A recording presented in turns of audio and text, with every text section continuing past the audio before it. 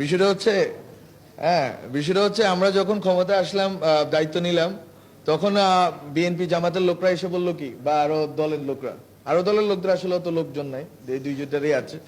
তো ওরা এসে বললেন যে একটু যে ফেয়ার হইতে হবে। তো বিসি নিয়োগ হইলো 10 জন বিএনপির, 3 জন জামাতের হইলো। তারপরে ধরেন আরো এরকম জামাতের যদি বিসি না হয়, প্রবিসিটা জামাতের হইলো। অ্যাডমিনটা কে নিবে এটা নিয়ে কাড়াকাড়ি হইলো। তো এগুলো আমার চোখের সামনে ঘটছে। তখন কিন্তু সবাই যে এই সরকার আমাদেরকে 2 বছর 3 বছর যা সময় লাগে সংস্কার এবং বিচার করে দিয়ে তারপরে যাবে, ওনারা 4 মাসের মধ্যে ওনাদের সব লোক সেট করা হয়ে গেল। কম বেশি হইলো, কারো হয়তো 60%, কারো 80%, কারো 20%, কারো 30%। হ্যাঁ, সব লোক সেট করা শেষ। এবার ডিসেম্বর থেকে শুরু হইলো অসহযোগ।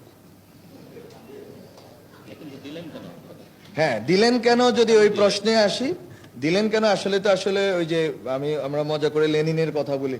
লেনিন বলছিল যে হচ্ছে প্রলেতারিয়েতের বিপ্লব হবে, প্রলেতারিয়েতরা সবকিছু চালাবে। তো প্রলেতারিয়েত দেখে যে প্রলেতারিয়েত দিয়ে তো আসলে সচিবালয় চালানো যায় না।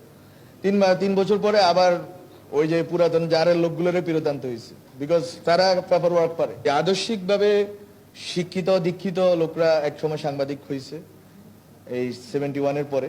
ওরা একদিকে বাংলাদেশকে নিতে চাইছে, সাংবাদিকতা করছে, যেটা বললেন সাংবাদিকতা মতামত দুইটা মিলিয়েই তারা নিতে চাইছে। আবার এখন আরেকটা ধরনের লোকরা আসতেছে, ওরা আরেক দিকে নিতে চাইবে। কিন্তু এর ভিতরে আসলে সাংবাদিকতাটা থাকবে কোথায়? এবং এটা আমি খুব সিরিয়াসলি আমি এটা অ্যাড্রেস করতে চাই। কারণ হচ্ছে গত 1 বছরে আমাদের দেখা মতে আসলে আওয়ামী লীগ ছিল না, সাংবাদিক হিসেবে আওয়ামী লীগ ছিল না, ছিল বিএনপি জামাতের লোকরা। তা আসলে কে কি করলো এটা তো আসলে আমরা কোনো কিছুতে হাতও দিই নাই।